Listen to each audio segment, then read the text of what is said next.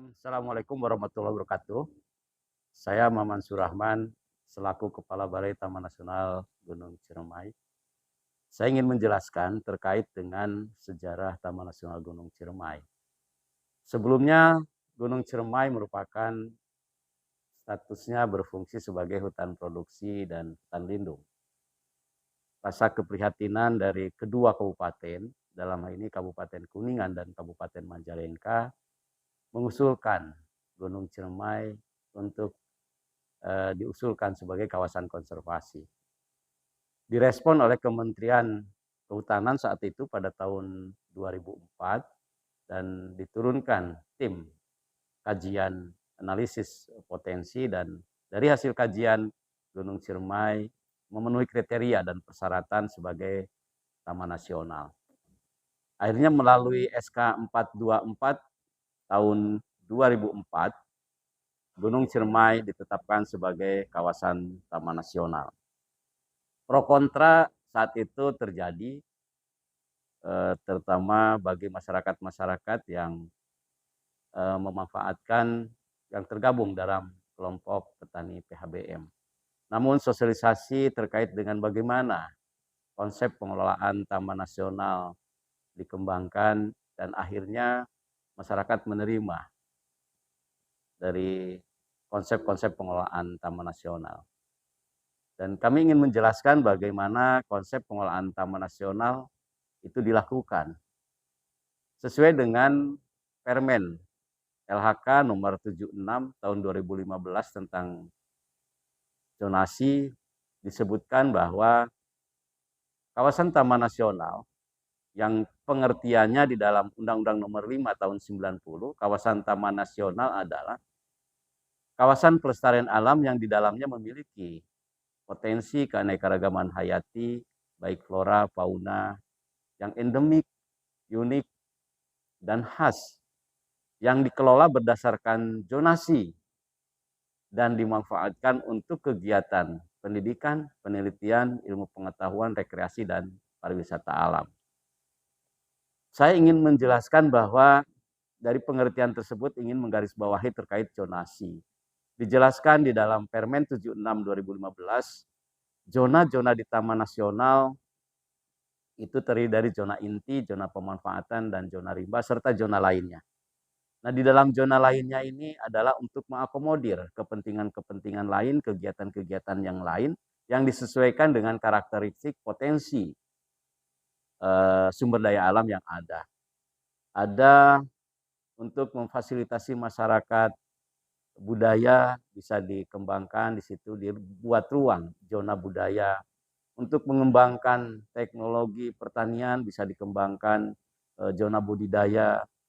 Untuk kegiatan-kegiatan pembangunan fisik ada zona khusus untuk memfasilitasi pembangunan strategis yang tidak dapat dielakkan. Misalnya pembangunan jalan, pembangunan telkom, listrik, bahkan pertahanan dan keamanan. Di situ ada zona khusus. Dan zona tradisional. Barangkali itu yang ingin saya jelaskan terkait dengan keberadaan SK 424 saat kemudian masyarakat menerima keberadaan atau kehadiran Taman Nasional Gunung Ciremai dengan segala konsekuensinya. Akhirnya kami mencoba dengan konsep kolaboratif partisipatif dari yang sebelumnya berbasis lahan yang diakomodir saat itu dalam bentuk PHBM, bergeser kepada berbasis jasa lingkungan. Nah, komitmen atau kesepakatan dengan masyarakat saat itu dari berbasis lahan ke berbasis jasa lingkungan, kolaboratif partisipatif, akhirnya pengelolaan saat ini Taman Nasional Gunung Ciremai masih berkomitmen pengelolaannya seperti itu dengan melibatkan stakeholder dan masyarakat di sekitar kawasan. Saat ini masyarakat-masyarakat untuk mengembangkan dalam rangka mendongkrak ekonomi masyarakat, kita kembangkan melalui kegiatan-kegiatan pengembangan destinasi wisata. Ada 54 destinasi wisata yang dikembangkan bersama masyarakat, baik di Kabupaten Kuningan dan Kabupaten Majalengka. Dan ini melibatkan banyak masyarakat yang terlibat di dalamnya, karena dengan konsep kolaboratif partisipatif kami mengembangkannya bersama-sama masyarakat. Bahkan kami secara garis besar udah menganalisis ekonomi dari pendapatan masyarakat dari sektor pariwisata itu udah 1:6. Satu di Pakita itu berbanding Rp6 uang beredar di masyarakat Kabupaten Majalengka dan Kabupaten Kuningan. Seandainya dirata-ratakan 15 miliar dana di Pakita, artinya 90 miliar dana dari kegiatan destinasi wisata itu beredar di lingkungan masyarakat. Belum multiplier efek yang lain, pembangunan hotel, cottage, restoran-restoran, itu belum bisa kami hitung sampai ke situ. Nah, ini kami masih menghitung pendapatan ekonomi masyarakat yang di destinasi wisata yang sebanyak 54 destinasi wisata tersebut. Belum lagi kontribusi Gunung Ciremai dari sisi jasa lingkungan air misalnya. Beberapa PDAM Kuningan, PDAM Kota Cirebon, PDAM Kabupaten Cirebon, dan beberapa investor mengembangkan air minum mineral dari lereng Gunung Ciremai. Ada Jagaraga, ada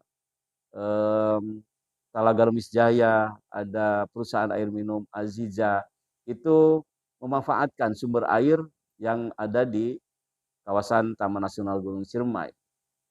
Keberadaan sumber air ini sangat berbanding lurus dengan kondisi vegetasi di kawasan Gunung Ciremai. Saat ini sumber air sudah melimpah dan itu menunjukkan bahwa Gunung Ciremai tutupan lahannya atau tutupan vegetasinya itu sudah pada posisi yang normal. Bahkan hasil riset dari Fakultas MIPA Universitas Indonesia yang dimotori oleh Profesor Jatna Supriyana menyebutkan bahwa kawasan Taman Nasional di Pulau Jawa yang saat ini tutupan lahan yang paling bagus ada di kawasan Taman Nasional Gunung Ciremai. Ini menunjukkan kontribusi positif dari masyarakat sekitar kawasan Gunung Ciremai yang tingkat kesadarannya untuk konservasi kawasan Gunung Ciremai cukup tinggi. Karena kegiatan-kegiatan yang destruktif, balik illegal logging, dan kegiatan-kegiatan lainnya yang menyebabkan tutupan lahan atau deforestasi, degradasi kawasan Gunung Ciremai itu bisa kami tekan. Dan tentunya kami mengucapkan banyak terima kasih atas kontribusi positif, atas kesadaran-kesadaran yang sangat luar biasa dari masyarakat, terutama Kuningan dan Majalengka. Karena Gunung Ciremai sudah memiliki tutupan lahan yang sangat bagus sekali. Terkait dengan gangguan-gangguan satwa liar, betul bahwa di beberapa desa ada masyarakat-masyarakat yang mengeluhkan gangguan, terutama makaka pascicularis atau monyet ekor panjang dan babi hutan. Kami mendapat laporan dari Desa Sukamukti, Desa Padaherang, dan di Ciberem itu ada beberapa masyarakat yang mengeluhkan dengan adanya gangguan satwa tersebut. Nah, kami melakukan koordinasi dengan Balai Besar KSDA Jawa Barat untuk bersama-sama menangani persoalan konflik antara masyarakat dengan satwa liar tersebut. Dan beberapa lokasi sudah kami tangani, mungkin nanti ke depan kami akan mencoba menganalisis bagaimana daya dukung dan daya tampung dari habitat satwa liar tersebut sehingga kami bisa melakukan upaya konkret untuk menangani terkait dengan konflik satwa liar dengan masyarakat di sekitar kawasan Taman Nasional Gunung Ciremai. Tentunya kami juga mohon dukungan bantuan masyarakat dalam rangka upaya pelestarian baik vegetasi dari kawasan Taman Nasional Gunung Ciremai maupun dalam rangka konservasi satwa liar yang ada di kawasan Taman Nasional Gunung Ciremai. Dalam upaya mendongkrak ekonomi masyarakat, selain kami memberikan ruang dari kegiatan pengembangan destinasi wisata, pemanfaatan jasa lingkungan air, satu hal yang kami kembangkan yaitu kegiatan pemberdayaan masyarakat. Di beberapa kawasan Taman Nasional Gunung Ciremai, baik di Kabupaten Majalengka dan Kuningan, kami bersama-sama masyarakat mengembangkan kegiatan-kegiatan pemberdayaan yang untuk kegiatan yang lebih produktif dan lebih konstruktif serta menjanjikan dari sisi aspek pemasaran. Beberapa kegiatan yang kami kembangkan diantaranya budidaya jamur tiram, pengembangan pertanian sehat bersama-sama masyarakat sekitar, kemudian budidaya lebah madu, dan diversifikasi produk unggulan atas potensi-potensi yang melimpah di sekitar masyarakat. Ada diversifikasi produk berupa minuman-minuman herbal. Di Bantar Agung ada yang dikembangkan, yaitu minuman herbal sernud. Belum lagi kita kembangkan budidaya-budidaya atau diversifikasi produk dari kopi.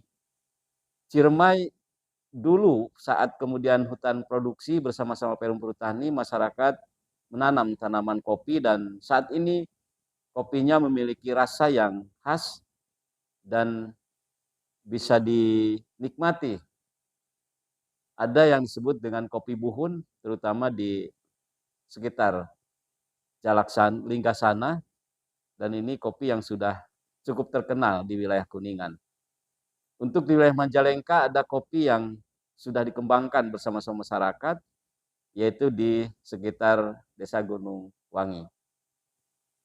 Itu beberapa kegiatan yang dikembangkan dengan bersama masyarakat untuk kegiatan-kegiatan pemberdayaan masyarakat. Dan yang menarik adalah mengembangkan budidaya pertanian sehat melalui konsep-konsep atau pupuk-pupuk yang alami, hasil riset yang dikembangkan oleh pihak Taman Nasional yang bekerjasama dengan IPB berupa PGPR, kutu kebul, anti jamur, dan lain sebagainya yang ini sudah bisa dikembangkan untuk budidaya pertanian. Yang sudah kami kembangkan ada budidaya tanaman cabai, tanaman padi, jagung, dan beberapa jenis hortikultural yang lainnya.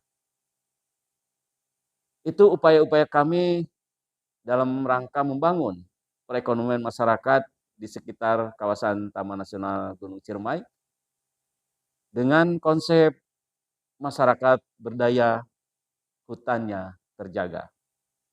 Demikian, terima kasih. Assalamualaikum warahmatullahi wabarakatuh.